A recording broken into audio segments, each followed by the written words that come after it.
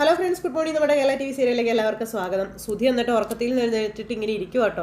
ഇവക്ക് എന്നാ കുഴപ്പം, ഇവക്ക് എന്നാ ഒരു ഉറക്കമോ, അല്ലെങ്കിൽ ഇവക്കൊന്നും അറിയണ്ടല്ലോ, കഷ്ടപ്പാട് മൊത്തം എനിക്കല്ലേ. ദൈവമേ, ഇതുവരെ എൻ്റെ വായിക്ക് കുഴപ്പമൊന്നുമില്ല, ഇനി വല്ല കുഴപ്പവും വരുമോ എന്നൊക്കെ ചോദിച്ചാൽ കയറി അങ്ങോട്ടും ഇങ്ങോട്ടൊക്കെ ഇട്ട് ഇങ്ങനെ കാണിച്ചുകൊണ്ട് അങ്ങനെ ഇരിക്കുക. അത് കഴിഞ്ഞിട്ട് ഉറക്കം വരാതെ എഴുന്നേറ്റ് അങ്ങോട്ടും ഇങ്ങോട്ടും നടക്കും. അടുത്ത് ഈ ജീവിതം എന്നും പറഞ്ഞു. അത് കഴിഞ്ഞിട്ട് പിന്നെ കുറേ നേരം നടന്നു. അത് കഴിഞ്ഞ് കട്ടിലയിൽ വന്നിരുന്നു. അത് കഴിഞ്ഞിട്ട് ചാരി ഇരുന്ന് പതുക്കെ ഉറങ്ങിപ്പോയി. ആ ഉറക്കത്തിൽ നിന്ന് നമ്മുടെ ആ പൂജാമുറിയിൽ ഇരിക്കുന്ന നാരങ്ങയ്ക്ക് ഒരു ദിവ്യ ശക്തിയൊക്കെ ഉണ്ടായി. അതിങ്ങനെ തന്നെ പൊങ്ങി പോകുന്നതൊക്കെ സ്വപ്നം കാണും കേട്ടോ. ചാടിയും എഴുന്നേറ്റിട്ട് ഈശ്വര, എൻ്റെ ചിന്തയിലേക്ക് ആ നാരങ്ങ തന്നെയാണല്ലോ വരുന്നത് എന്ന് പറഞ്ഞ് സുധി ഇരിക്കുക. എൻ്റെ വായ കോട് ഉറപ്പാന്നും പറഞ്ഞുകൊണ്ട് സുധി ഇങ്ങനെ ഇരിക്കും കേട്ടോ. അയ്യോ ദൈവമേ എന്നും പറഞ്ഞ് പേടിച്ച് വിറച്ച് സുധി അവിടെ നിന്ന് എഴുന്നേറ്റ് പോകണം. സുധിക്ക് കിടന്നിട്ട് കിടക്കാൻ പറ്റുന്നില്ല. ചുടി ഇങ്ങനെ ഇതാക്കി പിടിച്ചോണ്ട് അയിലിൽ അങ്ങോട്ടും ഇങ്ങോട്ടും നടക്കുക. എൻ്റെ ദൈവമേ, ഇനി എന്നാ ചെയ്യും ഈശ്വര, എൻ്റെ ചൊടി കോടിയോ? ഇല്ല, കോടിയിട്ടില്ല. ഇല്ല, പ്രശ്നമൊന്നും വരില്ല, കോടില്ല എന്നൊക്കെ പറഞ്ഞിങ്ങനെ ഇരിക്കുക. പിന്നെയും പോയി കട്ടിലേലിരുന്നു. അത് കഴിഞ്ഞിട്ട് പിന്നെ അവിടെ ഇരുന്ന് പതുക്കെ മയങ്ങിപ്പോയി. അത് കഴിഞ്ഞ് പതുക്കെ ഇങ്ങനെ ഇരുന്ന് ഉറങ്ങുക. അപ്പോഴേക്കും ഇരുന്ന് ആടി ഉറങ്ങുന്നത് കണ്ടുകൊണ്ടാണ് ശ്രുതി എഴുന്നേക്കുന്നത്. ശ്രുതി എഴുന്നേറ്റപ്പോൾ ശ്രുതി ഭയങ്കര ആട്ടോ ഇരിപ്പോ ഒക്കെ. അപ്പം എന്താ ശ്രുതി ഇത്, ഞാനൊന്ന് ഉറങ്ങിക്കോട്ടെ, എന്തിനാ എന്നെ ഇങ്ങനെ ശല്യപ്പെടുത്തുന്നതെന്ന് ചോദിച്ചു. അപ്പോൾ ഇത് കേട്ടപ്പോൾ അത് പിന്നെ ശ്രുതി നോക്ക്, നീ ഒന്ന് ഇങ്ങോട്ട് നോക്കിക്കേ, എനിക്ക് എൻ്റെ വായ കറക്റ്റ് പൊസിഷനിൽ തന്നെയാണോ ഉള്ളത്, കുഴപ്പമുണ്ടോ എന്നൊക്കെ ചോദിക്കുമ്പം എന്താ ശ്രുതിയുടെ പ്രശ്നമെന്ന് ശ്രുതി ചോദിച്ചു. നീ എൻ്റെ വായിലേക്കൊന്ന് സൂക്ഷിച്ച് നോക്കിക്കേ, എൻ്റെ വായിൽ കോടൽ വല്ലതും ഉണ്ടോ എന്നൊന്ന് നോക്ക് എന്ന് ശ്രുതി പറയുമ്പം 4-5 തവണ ശ്രുതി ഇതിനോട് ചോദിച്ചതാ. ഞാൻ മറുപടിയും പറഞ്ഞു. എന്നെ ഇങ്ങനെ ഇറിറ്റേറ്റ് ചെയ്യല്ലേ ശ്രുതി എന്നും പറഞ്ഞുകൊണ്ട് ശ്രുതി അന്നേരം പറയും കേട്ടോ. അത് കേട്ട് കഴിഞ്ഞപ്പോൾ എനിക്ക് നാളെ രാവിലെ പാർലറിൽ പോകാനുള്ളതാ, എന്നെ ഒന്ന് ഉറങ്ങാൻ വിട് ശ്രുതി എന്ന് പറഞ്ഞ് ശ്രുതി കിടക്കുമ്പോൾ അയ്യോ ഉറങ്ങല്ലേ, എനിക്ക് ഉറങ്ങാൻ പറ്റുന്നില്ല, നീ എന്നെ ഒന്ന് മനസ്സിലാക്കുക. കണ്ണടയ്ക്കുമ്പോൾ ആ നാരങ്ങ മനസ്സിലേക്ക് വരുവാണെന്ന് പറഞ്ഞു. ഉറക്കത്തിൽ എൻ്റെ വായ കോടി പോകുന്നത് പോലും എനിക്ക് തോന്നും, ആ ഒരു പേടി എനിക്കുണ്ട് എന്ന് പറയുമ്പം രേവതിയുടെ സ്വർണ്ണം എടുത്തോ വിൽക്കുന്നതിന് മുന്നേ ആലോചിക്കണമായിരുന്നു എന്ന് ശ്രുതി അന്നേരം ശ്രുതിയോട് പറഞ്ഞു. ആ വട്ടൻ സച്ചി പറഞ്ഞത് വിശ്വസിച്ച് ശ്രുതി എന്തിനാ എൻ്റെ ഉറക്കം കളയുന്നത് എന്ന് ശ്രുതിയോട് ചോദിക്കുക. ശ്രുതി ആൻറ്റിയും പേടിപ്പിക്കാൻ വേണ്ടി അവൻ അങ്ങനെ ചെയ്തതാണെന്ന് ഞാൻ പറഞ്ഞില്ലേ, നിങ്ങൾ വെറുതെ അവൻ്റെ നമ്പറിൽ വീട് പോവല്ലേ ശ്രുതി എന്ന് പറഞ്ഞുകൊണ്ട് ശ്രുതി ഇങ്ങനെ പേടിപ്പിക്കുമ്പോൾ എനിക്ക് പേടിയാകുന്നു. ശ്രുതി, നീ എൻ്റെ വായ ഒന്ന് നോക്കിക്കേ, കോടുന്നുണ്ടോ, എന്തെങ്കിലും കുഴപ്പമുണ്ടോ എന്ന് നോക്കാൻ പറയുമ്പോൾ ഒന്നുമില്ലെന്ന് ഞാൻ പറഞ്ഞില്ലേ, വിശ്വാസം ഇല്ലെങ്കിലേ കണ്ണാടി പോയി നോക്കാൻ പറഞ്ഞു ശ്രുതിയെ. അപ്പോൾ ശ്രുതി ഇങ്ങനെ കണ്ണാടി നോക്കാല്ലേ, മര്യാദക്കിരുന്നില്ലെങ്കിൽ കോടിയെ പരുവത്തിലാക്കി വെക്കും കേട്ടോ, എഴുന്നേറ്റ് പോകുന്നുണ്ടോ എന്ന് പറഞ്ഞുകൊണ്ട് ശ്രുതി കിടന്നു. പക്ഷെ ശ്രുതിക്ക് ഉറങ്ങാൻ പറ്റുന്നില്ല. ശ്രുതി ഒന്ന് എഴുന്നേക്ക് ശ്രുതി എന്ന് പറഞ്ഞ് വിളിച്ച് എഴുന്നേപ്പിക്കുമ്പോൾ എൻ്റെ ദൈവമേ, എഴുന്നേറ്റ് പോ ഇവിടുന്ന്, എന്തൊരു ശല്യം ഇതെന്നും പറഞ്ഞുകൊണ്ട് ശ്രുതി പിന്നെയും കിടന്നു. ഇറങ്ങി പോവാനല്ലേ പറഞ്ഞതെന്നും പറഞ്ഞ് ശ്രുതിയെ ഇറക്കി വിട്ടു. ശ്രുതി അങ്ങ് ഇറങ്ങി പോയി കഴിഞ്ഞപ്പോഴത്തേക്കും പോയോ എന്ന് നോക്കിയിട്ട് നാശം എന്ന് പറഞ്ഞുകൊണ്ട് കിടന്നുറങ്ങും അവിടെ. ആ സമയത്ത് പിന്നെ കാണിക്കും നമ്മുടെ ശ്രുതി ഇങ്ങനെ പുരക്കകത്ത് അങ്ങോട്ടും ഇങ്ങോട്ടും ഒക്കെ നടക്കും കേട്ടോ. എന്നിട്ട് പതുക്കെ ചെന്ന പൂജാമുറിയിലെ നാരങ്ങ അവിടെ ഇരിപ്പുണ്ടോ എന്ന് നോക്കണം. അവിടെ ചെന്ന് നോക്കിയപ്പോൾ നാരങ്ങ അവിടെ ഇരിപ്പുണ്ട്. നാരങ്ങ കണ്ടോണ്ട് എന്നൊക്കെ പറഞ്ഞ് ചുണ്ട് ഇങ്ങനെയൊക്കെ പിടിച്ചോണ്ട് ഇങ്ങനെ നിൽക്കുക.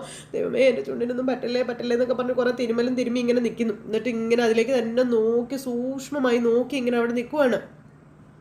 അപ്പോഴേക്കും പിറകിൽ നിന്നൊരു കൈ വന്ന് സുധിയെ പിടിച്ചു. അയ്യോ എന്നും പറഞ്ഞ് തിരിഞ്ഞ് നോക്കിയപ്പോൾ അമ്മ ഞാനാടാന്ന് പറഞ്ഞു. നീ എന്താ ഇവിടെ വന്ന് നിൽക്കുന്നത്? അമ്മ എനിക്ക് ഉറക്കം വന്നില്ല അമ്മ എന്ന് പറയുമ്പോൾ നമ്മളെ 2 പേരെയും കൂടി ഇവിടെ എങ്ങാനും കണ്ടതിന് അത് മതിയെന്ന് പറഞ്ഞു. ഞാൻ പേടിച്ച് പോയല്ലോ അമ്മ എന്ന് പറഞ്ഞുകൊണ്ട് സുധി അമ്മയോട് പറയുക. എനിക്ക് കിടന്നിട്ട് ഉറക്കം വരുന്നില്ല അമ്മ എന്നൊക്കെ പറയുമ്പോൾ എനിക്കും ഉറക്കം വരുന്നില്ലടാ എന്ന് ചന്ദ്ര മോനോട് പറയുന്നു.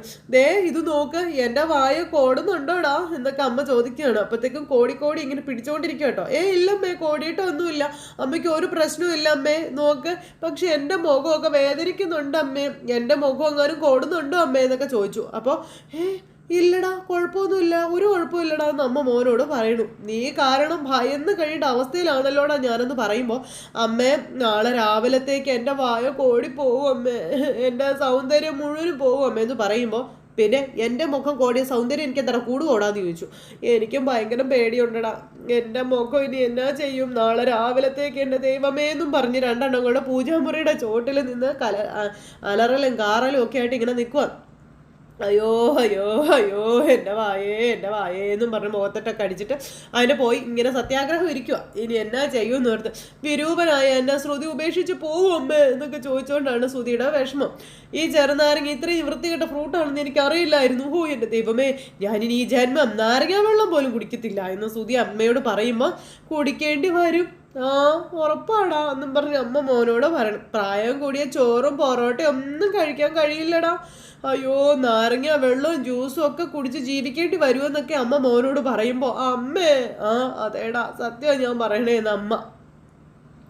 അമ്മനെ വായ ഇതുപോലെ കൂടിയാ പിന്നെ ജീവിച്ചിരുന്നിട്ട് കാര്യമുണ്ടോ അമ്മ എന്നൊക്കെ മോൻ ചോദിക്കുന്നത്. അപ്പൊ പിന്നെ നമുക്ക് നടന്ന സത്യം എന്താണെന്ന് സച്ചിയോടും രേവതിയോടും ഒക്കെ തുറന്നു പറഞ്ഞാലോ എന്ന് ചോദിക്കുമ്പോൾ ഒക്കെ പറഞ്ഞ് അതോടുകൂടി തീർന്നില്ലടാന്ന് ചോദിച്ച അമ്മ. നമ്മൾ ഈ വീട്ടിൽ നിന്ന് ഇറങ്ങി പോകേണ്ടി വരുവടാന്നൊക്കെ പറയുവാണ്. അപ്പോഴത്തേക്കും അതും ശരിയാണെന്നും പറഞ്ഞു മോൻ ഇങ്ങനെ അവിടെ ഇരിക്കുന്നു. രണ്ടുപേരും കൂടി നെട്ടോട്ട് ഓടിക്കൊണ്ടിരിക്കുക, എന്ത് ചെയ്യണമെന്ന് അറിയാതെ. ഇടയ്ക്കിടയ്ക്ക് ചുണ്ടേ പിടിക്കുന്നുണ്ട്. അമ്മേ, ഒന്നെങ്കിൽ എൻ്റെ വായ കോടും, അല്ലെങ്കിൽ ഭയന്നിട്ട് എനിക്ക് എന്തെങ്കിലും സംഭവിക്കും എന്നും ശ്രുതി പറയുക. അത് കേട്ടപ്പോൾ അമ്മയ്ക്കും പേടി.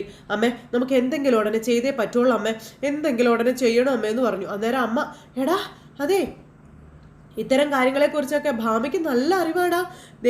എന്തെങ്കിലും പ്രതിവിധി ഉണ്ടോ എന്ന് അവളോടൊന്ന് വിളിച്ച് ചോദിച്ചു നോക്കിയാലോ എന്ന് ചന്ദ്ര. അത് വേണം അമ്മേ. അപ്പൊ വേണം വേറെ വഴിയൊന്നും നമ്മുടെ മുന്നിൽ ഇല്ലടാ എന്ന് പറഞ്ഞു. എന്നാ പിന്നെ ശരി അമ്മ എന്ന് പറഞ്ഞു. അപ്പോഴേക്കും ഭാമയെ ഫോണിൽ വിളിച്ചു. ഇത് എന്താ ചന്ദ്ര, നീ എന്നെ ഉറങ്ങാൻ സമ്മതിക്കില്ലേ എന്ന് ഭാമ ചോദിക്കുമ്പോൾ, എൻ്റെ ഭാമ, ഞാൻ വലിയൊരു പ്രശ്നത്തിൽ പെട്ടിരിക്കുക. രക്ഷപ്പെടാൻ നീ എനിക്കൊരു വഴി പറഞ്ഞു തരണമെന്ന് പറഞ്ഞു. അപ്പം എന്തു പറ്റി എന്ന് ചോദിച്ചപ്പോൾ, എന്തെങ്കിലും പറ്റുമോ എന്നുള്ളൊരു പേടിയില്ല ഞാനെന്ന് പറഞ്ഞു. രേവതിയുടെ ആഭരണം ഞാൻ ശ്രുതിക്ക് കൊടുത്തിരുന്നില്ലേ, പിന്നെ അത് കാരണം എനിക്കിപ്പോൾ സംസാരിക്കാൻ പറ്റാതാവോ എന്നുള്ള പേടിയിലാണ് ഞാനെന്ന് പറയുമ്പം, നീ എന്താന്ന് വെച്ചാൽ കാര്യം തെളിച്ച് പറ ചന്ദ്രേ. അപ്പം സച്ചി ഏതോ ഒരു സ്വാമി പൂജിച്ചു കൊണ്ടുവന്ന ഒരു ചെറുനാരങ്ങ ഇവിടുത്തെ പൂജാമുറിയിൽ കൊണ്ടുവന്ന് വെച്ചിട്ടുണ്ടെന്ന കാര്യം പറഞ്ഞു. പിന്നെ അതിന് ഭയങ്കര ശക്തി ഉണ്ടെന്നാണ് പറയുന്നത്. അത് സ്വർണ്ണാഭരണം എടുത്തവരുടെ വാ കോടിപ്പോകുമെന്നാണ് പറഞ്ഞു 48 മണിക്കൂറിനുള്ളിൽ. അപ്പോൾ ഇപ്പോൾ കോടിയിട്ടൊന്നുമില്ല, കോടിയിരുന്നെങ്കിൽ ഇങ്ങനെ സംസാരിക്കാൻ പറ്റുമെന്ന് ചോദിച്ചു. നിന്റെ വാ കോടിയെന്ന് ഭാമ അന്നേരം ചോദിച്ചു. 48 മണിക്കൂറിനകം എപ്പോൾ വേണമെങ്കിലും എൻ്റെ വായ കോടി പോകുമെന്ന് പറഞ്ഞു. അയ്യോ, അത് ശരിയാ, ഉറപ്പായും വായ കോടുമെന്ന് ഭാമ ഇച്ചിരി ബൂസ്റ്റും കൂടി ഇട്ടങ്ങ് പറഞ്ഞു കൊടുത്തു. ഈ നാരങ്ങ പൂജിച്ച് വെച്ചത് കാരണമേ തെറ്റ് ചെയ്ത് എത്രയോ പേരുടെ വായ കോടിപ്പോയിട്ടുണ്ടെന്ന് ഭാമ പറയൂ കേട്ടോ. എനിക്കറിയാവുന്ന കുറേ പേരുണ്ട് ചന്ദ്രൻ. അയ്യോ എൻ്റെ ദൈവമേ, ഞാനിനി എന്നാ ചെയ്യൂടി. പൂജിച്ച നാരങ്ങ വീട്ടിൽ വെച്ചാൽ ഇങ്ങനെ പലതും നടക്കുമെന്ന് ഭാമ പറയുമോ. അന്നേരം ഞാൻ ആ നാരങ്ങ എടുത്ത് വീടിൻ്റെ വെളിയിൽ എറിയട്ടെ എന്ന് ചോദിച്ചു. അയ്യോ, തൊട്ടു പോകരുത്, അതിൽ തൊടാൻ പാടില്ല, തൊട്ടാലേ കൂടുതൽ പ്രശ്നമാകും ചന്ദ്രയെന്ന് ഭാമ പറയണു. അയ്യോ, പിന്നെ ഞാനിനി എന്നാ ചെയ്യും ഭാമയെ, ഒന്ന് പറഞ്ഞതാ പേടിച്ചിട്ട് എനിക്കും ശ്രുതിക്ക് ഉറങ്ങാൻ പോലും പറ്റുന്നില്ല ഭാമയെ എന്നൊക്കെ പറഞ്ഞിങ്ങനെ ഭയങ്കരമായിട്ട് കരയുക ചന്ദ്ര. ഞങ്ങളിപ്പോൾ എന്താ ചെയ്യേണ്ടതെന്ന് ചോദിച്ചു. അതെ ചന്ദ്രേ, എനിക്കറിയാവുന്ന ഒരു സ്വാമി ഉണ്ടെന്നും നമുക്ക് നാളെ രാവിലെ അദ്ദേഹത്തെ പോയിന്ന് കാണാമെന്ന് പറഞ്ഞു. പിന്നെ ഈ ഒരു 7 മണിയാകുമ്പോൾ സുധിയെ കൂട്ടി നീങ്ങ് വന്നാൽ മതിയെന്ന് പറഞ്ഞു. ശരി, ഞാൻ വരാം. അദ്ദേഹം ഇതിനൊരു പ്രതിവിധി പറഞ്ഞു തരുമെന്നും ഭാമ പറയുവാണ്. ഒരു ശക്തിയെ മറ്റൊരു ശക്തി കൊണ്ട് ഇല്ലാണ്ടാക്കും അദ്ദേഹം എന്ന് പറയുന്നു. നീ സുധിയെ കൂട്ടി വരാനും പറഞ്ഞു. അപ്പം ഞാൻ വരാം. അപ്പോഴേക്കും ഓക്കെ പറഞ്ഞു, ഫോൺ കട്ട് ചെയ്തു. സുധി പറഞ്ഞു വന്ന് എന്താ ഭാമാൻ്റെ പറഞ്ഞതെന്നും ചോദിച്ചു. അന്നേരം ഈ സ്വാമിയുടെ കാര്യം പറഞ്ഞു. പോയി കിടക്കടാ എന്നും പറഞ്ഞുകൊണ്ട് ഇങ്ങനെ പറയൂ കേട്ടോ. അന്നേരം സുധി അതിന് തടസ്സം പറഞ്ഞപ്പോൾ, ഈശ്വരാ എൻ്റെ വായ എന്നും പറഞ്ഞുകൊണ്ട് ഇങ്ങനെ ഇരിക്കുക. അതിനുശേഷം രാവിലെ എഴുന്നേറ്റ് ഒരുങ്ങി കണ്ണാടിയുടെ മുന്നിൽ പോയി സുധി നോക്കുക വായ കോടിയിട്ടുണ്ടോന്ന്. ശ്രുതി ആണെങ്കിലും നല്ല ഉറക്കം. ശ്രുതി പതുക്കെ എഴുന്നേറ്റ് നോക്കുമ്പോൾ ശ്രുതി ഇങ്ങനെ ഒരുങ്ങി കണ്ണാടിയുടെ മുന്നിൽ നിന്ന് വായ എന്നൊക്കെ പറഞ്ഞ് പിടിച്ചോണ്ട് നോക്കുക. ഇല്ല, കുഴപ്പമൊന്നുമില്ല എന്നും പറഞ്ഞ് ഇങ്ങനെ നിൽക്കണം. അപ്പം ശ്രുതി മൊബൈൽ എടുത്ത് നോക്കി. ഇതെന്തിനാ ശ്രുതി ഇപ്പോഴും ഒരുങ്ങി നിൽക്കണേ, സമയം എന്നായി എന്നും പറഞ്ഞുകൊണ്ട് ഇങ്ങനെ നോക്കണം. നോക്കി കഴിഞ്ഞപ്പം 6 മണി ആവുന്നതല്ലേ ഉള്ളൂ. ഇത്ര നേരത്തെ എഴുന്നേറ്റ് ശ്രുതി ഇത് എവിടെ പോവാണെന്ന് ചോദിച്ചു കേട്ടോ. ശ്രുതി അതിന് ഉറങ്ങിയിട്ട് വേണ്ടി എഴുന്നേക്കാം എന്ന് ശ്രുതി ഇങ്ങനെ മനസ്സിൽ പറയാം. എവിടെയാ പോകുന്നതെന്ന് പറ ശ്രുതി എന്ന് ശ്രുതി ചോദിക്കുമ്പം അത് പിന്നെ ഭാമാൻ്റെ അല്ല, അത് പറയണ്ട, ശരിയാവില്ല, പറയണ്ട. എവിടേക്കാ പോകുന്നതെന്ന് പറ ശ്രുതി എന്ന് ശ്രുതി പറയുമ്പം അത് പിന്നെ ഭാമാൻ്റെ അമ്മയും കൂടി എന്തോ ഒരു ഫംഗ്ഷന് പോകുന്നുണ്ട്, അപ്പോൾ 2 പേരെയും അവിടേക്ക് ഞാൻ കൊണ്ടുവിടാൻ പോവുക എന്നിങ്ങനെ പറഞ്ഞു. അല്ല, ശ്രുതി പോയിട്ട് പെട്ടെന്ന് വരുമോ എന്ന് ചോദിച്ചപ്പോൾ ഇല്ല, അല്ല 2 പേരെയും അവിടെ കൊണ്ടുവന്ന് വിട്ടതിന് ശേഷം എനിക്കൊരു ഡീലറിനെ കാണാൻ പോകാനുണ്ടെന്ന് പറഞ്ഞു. അല്ല, ഈ സമയത്ത് ഡീലറിനെ കാണാനോ? അത് കുറച്ച് കഴിഞ്ഞാലേ നല്ല ട്രാഫിക് ബ്ലോക്ക് ഉണ്ടാകും, അതുകൊണ്ടാണ് നേരത്തെ പോണത്. എന്നാൽ പിന്നെ സുധി ഒന്ന് വെയിറ്റ് ചെയ്യേ, ഞാൻ പെട്ടെന്ന് റെഡി ആയിട്ട് വരാം. പോകുന്ന വഴി എന്നെ സുധി ഒന്ന് പാർലറിലടക്കുക, ഒരു ക്ലയൻറ്റ് രാവിലെ വരുമെന്ന് പറഞ്ഞിട്ടുണ്ടെന്ന് പറഞ്ഞു. അവർക്കും എന്തോ ഫംഗ്ഷന് പോകാനുള്ളതാണെന്നൊക്കെ പറഞ്ഞപ്പോൾ അയ്യോ, ഞാൻ വേറെ റൂട്ട് വഴിയാണ് പോകുന്നത്, നിന്നെ അങ്ങോട്ട് വിടാനൊന്നും ഉള്ള സമയമില്ല എന്നൊക്കെ പറഞ്ഞ് നിന്ന് ഉരുണ്ട് കളിക്കുക. പിന്നെ അല്ലെങ്കിൽ നീ ഒരു കാര്യം ചെയ്യും, ഒരു ഓട്ടോ പിടിച്ച് നീ അങ്ങ് പോയിക്കോളാൻ പറഞ്ഞു. ഇതെന്തോ ഉണ്ടല്ലോ എന്ന് പറഞ്ഞ് ശ്രുതി ഇരിക്കും കേട്ടോ. അതേ സമയം ഒരുപാട് ഇഞ്ഞ പോട്ടെ, നീ ഓട്ടം പിടിച്ച് പൊക്കോട്ടോ എന്നും പറഞ്ഞുകൊണ്ട് ശ്രുതി അവിടെ നിന്ന് പോയി. ശ്രുതി ആലോചിച്ച് അവിടെ ഇരിക്കുക. ഇത് കഴിഞ്ഞ് രാവിലെ ആയി കഴിഞ്ഞപ്പോഴേക്കും നമ്മുടെ സച്ചി പത്രം വായിക്കുന്നു. രേവതിയോട് ചായ ചോദിച്ചു. അപ്പോൾ രേവതി ചായ ആയിട്ട് വരും. വിളിച്ച് കൂവല്ലേ സച്ചിയേട്ടാ, എനിക്ക് 2 കൈയല്ലേ ഉള്ളൂ എന്നും ചോദിച്ച് അങ്ങനെ സച്ചിക്ക് ചായ കൊണ്ടുവന്ന് കൊടുത്തു. അപ്പോൾ 2 കൈയാണെങ്കിലും 4 കൈയാണെങ്കിലും സമയത്തെ എനിക്കിത് കിട്ടണം കേട്ടോ എന്ന് സച്ചി രേവതിയോട് പറയുക. അങ്ങനെ ഇവർ രണ്ടുപേരും ഉമ്മറത്ത് നിൽക്കുന്നു. അന്നേരം സച്ചിയും രേവതിയും സംസാരിച്ചുകൊണ്ട് നിൽക്കുന്നു. പിന്നെ ഇവർ രണ്ടുപേരും പോകാൻ ഇറങ്ങുന്ന സമയത്ത് ഇവർ രണ്ടുപേരും ഇവിടെ ഉണ്ടെന്നുള്ള കാര്യം അവർക്കറിയില്ല. അവർ രണ്ടുപേരും കൂടെ ഇറങ്ങി വരുമോ പോകാൻ. രേവതിയും സച്ചിയും കൂടി അവിടെ നിന്നിങ്ങനെ ചായ കൊടുക്കുന്നതിനെ പറ്റിയും കുടിക്കുന്നതിനെ പറ്റിയും ഒക്കെ പറയാം. അപ്പോൾ ചായ കൊടുത്തപ്പോൾ ഇത് നീ എന്നെ കാണിച്ചുകൊണ്ട് വന്നേക്കുന്ന രേവതി എന്ന് ചോദിച്ചു. ഇതിനെന്താ സച്ചിയുടെ കുഴപ്പം? ഇത് ചായ അല്ല കോഫിയാണെന്ന് പറഞ്ഞു. കോഫിയോ? അശോ മാറിപ്പോയതാ, ഞാനിത് അമ്മയ്ക്ക് എടുത്ത് വെച്ചതാ. നീ ഇത് ഏത് രോഗത്താ രേവതി? നിനക്കെന്താ ഒരു ബോധവും ഇല്ലേ? ഒരൊറ്റ വീക്കങ്ങ് വെച്ചാരാ വേണ്ടതെന്ന് സച്ചി പറയുമ്പോൾ ചായക്ക് പകരം ഒരു കോഫി കൊണ്ടുവന്നതിന് തല്ലണം എന്നല്ലേ എന്ന് രേവതി സച്ചിയോട് ചോദിച്ചു. ഞാൻ ചുമ്മാ ഒരു സാധാരണ രീതി പറഞ്ഞല്ലേ രേവതി, എന്തിനാ അങ്ങനെയൊക്കെ പറയുന്നതെന്ന് ചോദിച്ചു. സ്ത്രീകളെ തല്ലരുത്, എന്തിന് തല്ലാരെ കൈ ഓങ്ങുക പോലും ചെയ്യരുതെന്ന് പറയുമ്പോൾ ഞാൻ അതിനങ്ങനെയൊന്നും ചെയ്യാറില്ലല്ലോ, നിനക്കറിയില്ലേ എന്നെ എന്ന് സച്ചി രേവതിയോട് ചോദിച്ചു. അറിയാവുന്ന രേവതിയും പറഞ്ഞു. സച്ചേട്ടനെ തല്ലാനായിട്ട് കൈ ഓങ്ങിയതായിരുന്നു. എപ്പോ? അന്ന് ഞാൻ പൂ കെട്ടാൻ പോയിട്ട് വരാൻ വൈകിയപ്പോ. അയ്യോ, അത് പിന്നെ സ്നേഹം കൊണ്ടല്ലേ രേവതി? നീ ആ സമയം നിങ്ങളുടെ കണ്ണിൽ ഞാൻ സ്നേഹം കണ്ടെന്ന് പറഞ്ഞില്ലേ എന്നൊക്കെ ചോദിച്ചു. അതൊക്കെ അന്ന് ഞാൻ വെറുതെ പറഞ്ഞതേ ഉള്ളൂ, ഞാനന്ന് പറഞ്ഞത് തെറ്റാ. സ്നേഹം കൊണ്ട് ആരും തല്ലില്ല. ഇനി അങ്ങനെ ചെയ്യരുത് കേട്ടോ ഒന്ന് രേവതി അന്നേരം സച്ചിയോട് പറയണു. ഭാര്യ എന്നല്ല ഒരു സ്ത്രീയെയും തല്ലരുത്, കൈ ഓങ്ങുകയും ചെയ്യരുത്, വാക്കുകൊണ്ട് പോലും മുറിവേൽപ്പിക്കരുത്, കേട്ടല്ലോ. അപ്പോൾ ഓഹോ അപ്പോൾ നീ അതൊക്കെ മനസ്സിൽ കൊണ്ട് നടക്കുമായിരുന്നല്ലേ? ശരി ശരി ശരി, ഇനി ഞാനതൊന്നും ആവർത്തിക്കില്ല, ഇനി ശ്രദ്ധിച്ചോളാവേ. എന്നാൽ ശരി, ഞാൻ ചായ എടുക്കാമെന്ന് പറഞ്ഞ് രേവതി പോകുമ്പോൾ അയ്യോ വേണ്ടേ, ഞാനേ ഈ കോഫി തന്നെ കുടിച്ചോളാം. ഇന്നൊരു ദിവസം കോഫി കുടിച്ചെന്നും കരുതി ഒന്നും സംഭവിക്കാനൊന്നും പോകുന്നില്ലല്ലോ. അയ്യോ ഇത് ഞാൻ അമ്മയ്ക്ക് വേണ്ടി ഉണ്ടാക്കിയതാന്ന്. അതിന് അമ്മ ഇവിടെ ഇല്ലല്ലോ. അപ്പോൾ അമ്മ ഇവിടെ ഇല്ലേ, എവിടെ പോയെന്ന് ചോദിച്ചു. അപ്പോൾ പൂജാമുറിയിൽ വെച്ച ചെറുനാരങ്ങ ഇപ്പം പണി തുടങ്ങിയെന്ന് പറഞ്ഞു. എന്തു പണി? 48 മണിക്കൂറിനകം അതും വാടിപ്പോകും, വേറെ ഒന്നും സംഭവിക്കാൻ പോണില്ല എന്ന് രേവതി പറയാം. അമ്മ എവിടെ പോയതാണെന്ന് പറയാൻ പറഞ്ഞു. എന്തെങ്കിലും പരിഹാരവും തേടി വല്ല ജോത്സ്യനോ സാമിയോ കാണാൻ പോയതായിരിക്കും എന്ന് സച്ചു പറയാം. ആ സുധിയും കുട്ടിയാ പോയിരിക്കുന്നത്. രണ്ടുപേരും നിന്നിട്ട് പേടിച്ചിട്ടുണ്ടെന്ന് സച്ചു രേവതിയോട് പറയുക. ആരെ കണ്ടിട്ട് ഒരു കാര്യവും ഇല്ല, അവർ ഭയന്ന് സത്യം പറയിക്കും ഞാനെന്ന് സച്ചി പറയുമ്പോൾ നോക്കാമെന്ന് പറഞ്ഞു രേവതി. നോക്കാനൊന്നുമില്ല എന്ന് സച്ചിയും പറഞ്ഞു. രേവതി അകത്തേക്ക് കയറിപ്പോയി. സച്ചി അവിടെ നിൽക്കുന്നു. ഭാമയും സുധിയും കൂടി ഒരു പൂവൊക്കെ നിറച്ച് ഒരു ഇതൊക്കെ ആയിട്ട് സ്വാമിയെ കാണാനായിട്ട് അങ്ങോട്ടേക്ക് പോയി. അപ്പോൾ അവ അവിടെ ചെന്നു. എന്താണ് നിങ്ങളുടെ പ്രശ്നമെന്ന് ചോദിച്ചു. ഭാമ തൊട്ടരികിൽ ഇരിപ്പുണ്ട്. അപ്പോൾ പറയും ചന്ദ്രേ എന്ന് ഭാമ.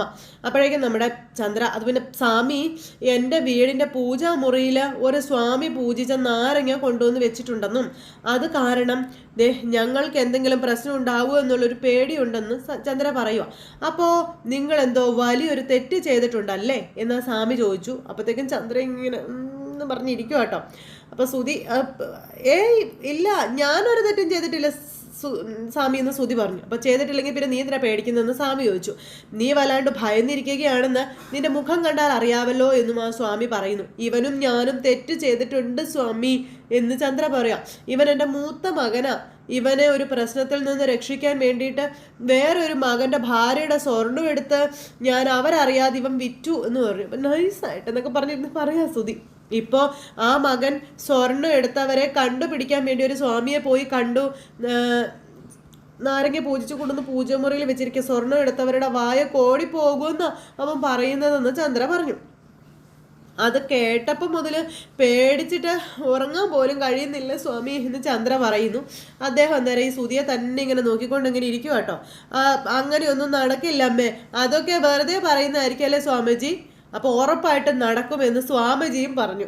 അപ്പോൾ ഫസ്റ്റായി അയ്യോ എൻ്റെ വായ എന്നും പറഞ്ഞ് സുധി അവിടെ ഇരിക്കാം. പൂജിച്ചു വാങ്ങിയ ചെറുനാരങ്ങയ്ക്ക് അതിനുള്ള ശക്തി ഉണ്ടാകുമെന്നും ആ സ്വാമി പറയുക. നിങ്ങൾ തെറ്റ് ചെയ്തിട്ടുള്ളവരാണെന്നും ഉറപ്പായും നിങ്ങളുടെ വായ കോടി പോകുമെന്ന കാര്യവും സ്വാമിയും പറഞ്ഞു. അയ്യോ സ്വാമിജി എന്നും പറഞ്ഞുകൊണ്ടിരിക്കുക ചന്ദ്ര. സ്വാമി ഞങ്ങളെ രക്ഷിക്കണം, ഞങ്ങളെ എങ്ങനെയെങ്കിലും രക്ഷിക്കണമെന്ന് ചന്ദ്ര പറഞ്ഞു. സ്വാമി നോക്കിയിരിക്കുമ്പോൾ ഇവന് വേണ്ടി അങ്ങനെ ചെയ്തു പോയതാണ് സ്വാമി. എന്തെങ്കിലും പരിഹാരകർമ്മം ചെയ്ത് രണ്ടുപേരെയും രക്ഷിക്കണമെന്ന് ഭാമ ഈ സ്വാമിയോട് പറഞ്ഞു. സ്വാമി അന്നേരം അവിടെ ഇരുന്ന് ഇങ്ങനെ പ്രാർത്ഥന തുടങ്ങി. എന്തൊക്കെയോ പ്രാർത്ഥിച്ച് എന്തൊക്കെയോ എടുത്ത് അങ്ങനെയൊക്കെ ഒഴിച്ചു. അതിനുശേഷം വേറെ നാരങ്ങ എടുത്ത് ഇങ്ങനെ പൂജിച്ചു കൊടുക്കുക.